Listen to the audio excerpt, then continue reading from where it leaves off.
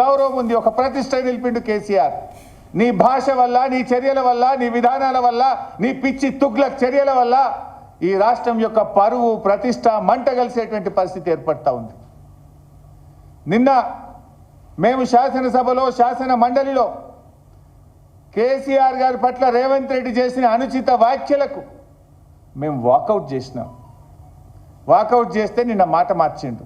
మీరు చూశారు అసెంబ్లీలో. నేను కేసీఆర్ నన్నులే బీఆర్ఎస్ పార్టీని అన్నా అని మాట మార్చిండు. ఒక్కసారి ఆ వీడియో చూద్దాం.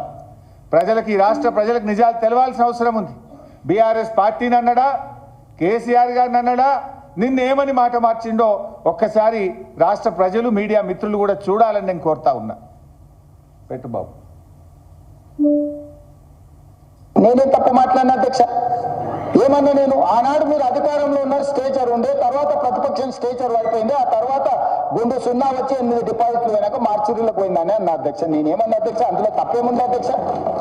బీఆర్ఎస్ ఈ రోజు మార్చురీలో ఉందని నేను చెప్పిన అధ్యక్ష. కొంతమంది మా స్ట్రేచర్ పెద్దదని, ఇంతమంది మా ఎమ్మెల్యేలు చెప్పేసిన స్ట్రేచర్ నాన్న స్ట్రెచర్ మీద పోండి, స్ట్రేచర్ నాన్న స్ట్రెచర్ మీద పోండి, స్ట్రెచర్ మీద నుంచి మార్చరికి పోతాడు రేపు పొద్దుగాల.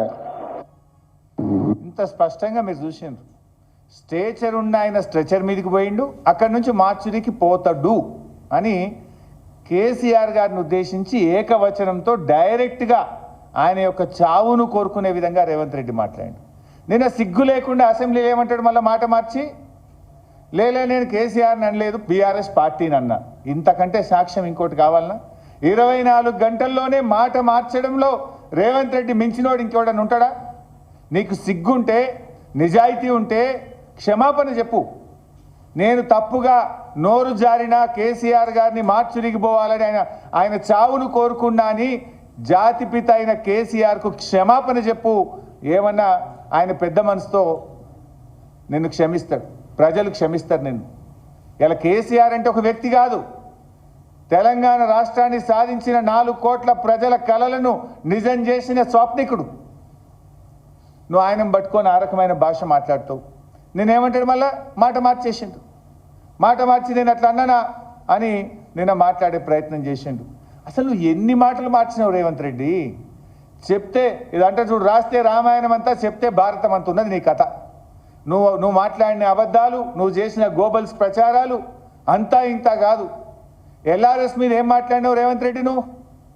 ఆనాడు బీఆర్ఎస్ పార్టీ అధికారంలో ఉన్ననాడు ఇదే కాంగ్రెస్ పార్టీ ఆ రోజు మేము ఎల్ఆర్ఎస్ను తీసుకొచ్చి ఇల్లీగల్ ప్లాట్స్ను రెగ్యులరైజ్ చేసే ప్రయత్నం చేస్తే వీళ్ళు కేసీఆర్ గారు పేద ప్రజల రక్త మాంసాలు పీలుస్తున్నాడు అని మాట్లాడిండు.